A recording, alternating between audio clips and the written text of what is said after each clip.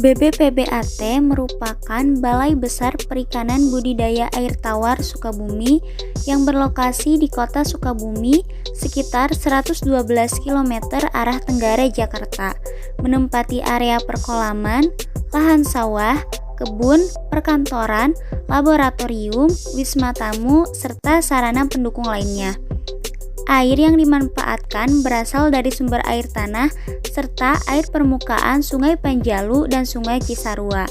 BBPBAT tersendiri memiliki tugas melaksanakan uji terap teknik dan kerjasama pengelolaan produksi, pengujian laboratorium, mutu pakan, residu, kesehatan ikan, dan lingkungan, serta bimbingan teknis budidaya air tawar. Terdapat banyak ikan yang dibudidaya di lingkungan BBPBAT Sukabumi. Ada ikan hias, ada juga ikan air tawar, dan ada beberapa spesies amfibi. BBPBAT Sukabumi ini tidak bertujuan untuk komersil, akan tetapi bertujuan untuk membantu masyarakat yang ingin bertani ikan bisa mengajukan proposal ke BBPBAT Sukabumi yang kemudian nanti ikan akan disumbangkan kepada masyarakat yang membutuhkan. Segala bentuk perawatan pada ikan dilakukan dengan sebaik mungkin dengan kualitas yang maksimal, sehingga dari pakannya BBPBAT tersendiri ini sudah ada pembuatan pemproduksian pakan tersendiri dan nantinya akan diuji di laboratorium. Di bagian ini terdapat laboratorium, yaitu sebanyak 3 laboratorium.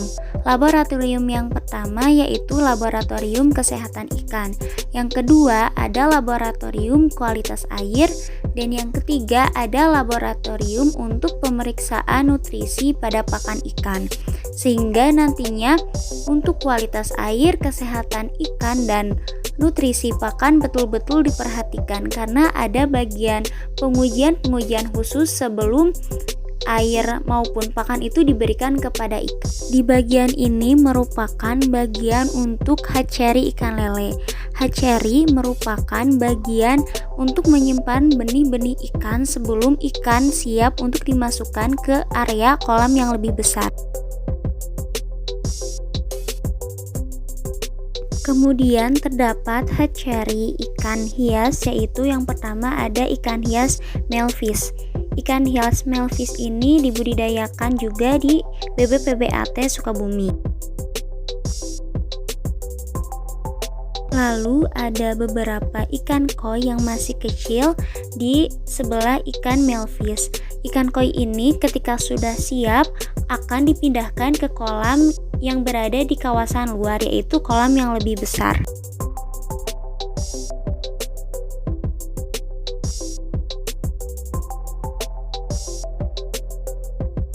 Di area ini terdapat ikan koi yang masih dalam bentuk benih dan belum siap untuk disimpan di kolam yang lebih besar.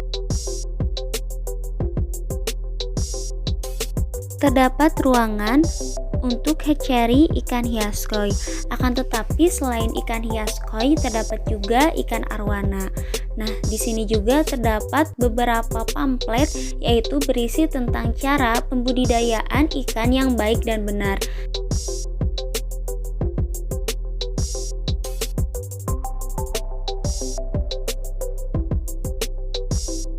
Terdapat spesies rana dan bupo SP juga dibudidayakan di BBPBAT Sukabumi.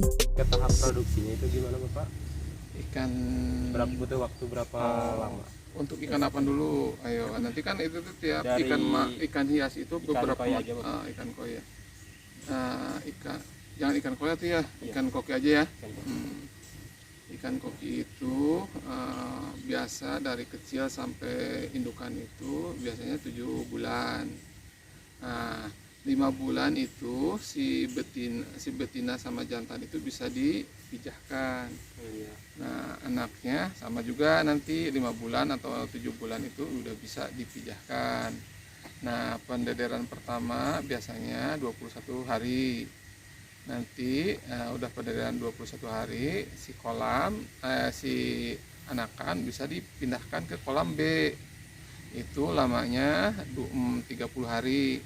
Setelah 30 hari nanti ada pendederan ketiga, lamanya 45 hari harus dipindah-pindahkan. koi juga sama begitu. Jadi ada tahapan ya. Pertama di kolam sini 21 hari, nanti harus panen lagi, nanti dipindahkan ke kolam B, itu lamanya 30 hari. Setelah 30 hari nanti dipindahkan lagi ke kolam C, lamanya 45 hari. Terus sampai tahap 3 pendederan itu. Nah itu semua ikan itu. Kalau dari segi pakan gimana Bapak? Pakannya, pemberiannya itu dihitung dari jumlah ikan dulu. Nanti ikan itu nanti dihitung bobotnya. Kalau misalkan ikannya 1 kilo umpamanya ya, beratnya dihitung yang nanam itu berapa ribu, misalkan kali 1000 misalkan gitu. Jadi 1 kilo kali 1000 berapa? Kilo. Jadi 1000 kilo. Enggak, bobot. Bobot nanti bobot itu dihitung, dan kan tadi nanya ya pakannya ya. Jadi 1000 kilo dikali 3%. Jadi berapa? Jadi kira 30 itu. 30 kilo ngasih makan itu pagi, siang, sore. Itu cara makannya itu. Jadi hitungannya antara 3% sampai 5%. Udah ketahuan. Jadi lihatnya itu ya. Kalau ikannya ada 1000 ekor, sampel ikannya 7 minimal, harusnya sih 30 sampel. Nanti rata-rata berapa per kilonya, per ikannya, ketahuan 1 kilo umpamanya kali 1000 ekor, udah ketahuan gitu. Kalau segi kualitas airnya Bapak, biasanya kan kadang-kadang perawatannya itu susah dari kualitas airnya. Kan gimana Bapak? Kalau di sini kan sistem teknologi ya. Kalau misalkan rata-rata di sini itu suhunya emang dingin, tapi kan kita mempunyai teknologi yang bagus. Jadi pH-nya di sini harus 6,5 minimal.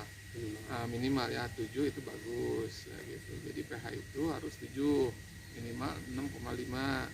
Suhunya yang bagus itu antara 26 ke atas.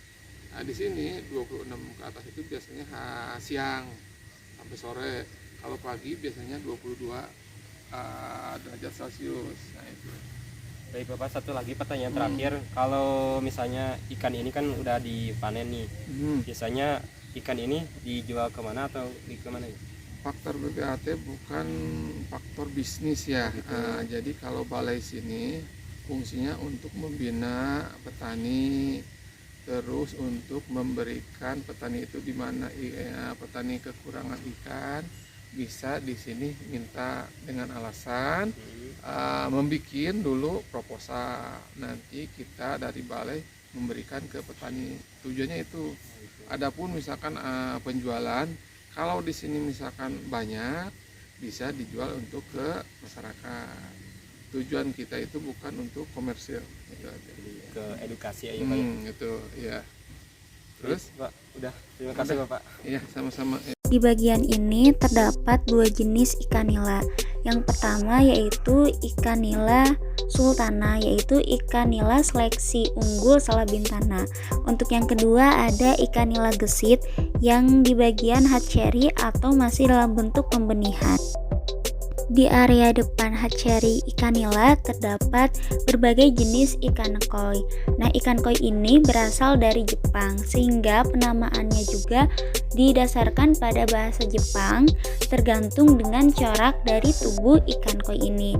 Ada yang bercorak putih dan dengan garis hitam, ada yang bercorak oranye, ada yang warnanya mencolok, dan lain sebagainya. Selain itu, terdapat juga sertifikat-sertifikat juara dari perlombaan ikan koi ini. Hal ini membuktikan bahwa zoologi vertebrata yaitu dari Osteichthyes memiliki keanekaragaman dari bentuk corak, warna, dan itu hanya berasal dari spesies, belum lagi dari spesies-spesies Osteichthyes lainnya, sehingga keanekaragaman hewan yang ada di perairan itu sangat beragam.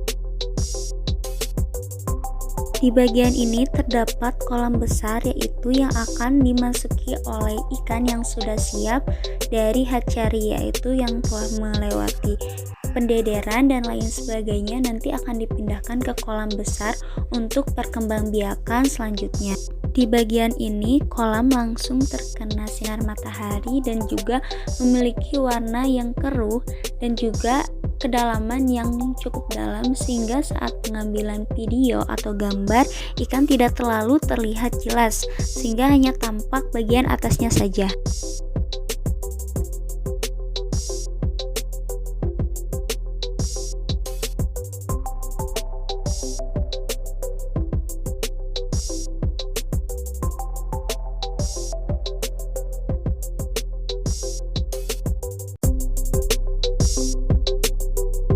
Jadi kesimpulan yang kami peroleh dari observasi lapangan di BPPBAT Sukabumi, terdapat beberapa jenis ikan yaitu ikan koi, ikan koki, ikan arwana, ikan melfish, ikan lele, ikan nila, ikan gurame, ikan mas, dan ikan patin.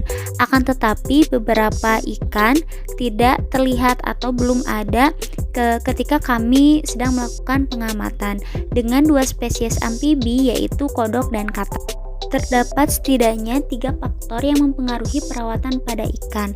Yang pertama suhu, yang kedua aturan pemberian makan, dan yang ketiga perawatan yang baik. Nah, suhu ini dapat menentukan bagaimana ikan bisa beradaptasi di dalam kolam. Sehingga tidak semua ikan yang ada di seluruh wilayah Indonesia itu cocok dipelihara di BPPBAT Sukabumi karena suhunya ada beberapa yang tidak sesuai meskipun di BPPBAT tersendiri sudah menggunakan teknologi. Sekian dokumenter yang dapat kami sajikan mengenai perawatan ikan dan budidaya ikan yang terdapat di wilayah BPPBAT Sukabumi. Semoga dapat menambah wawasan bagi kita semua.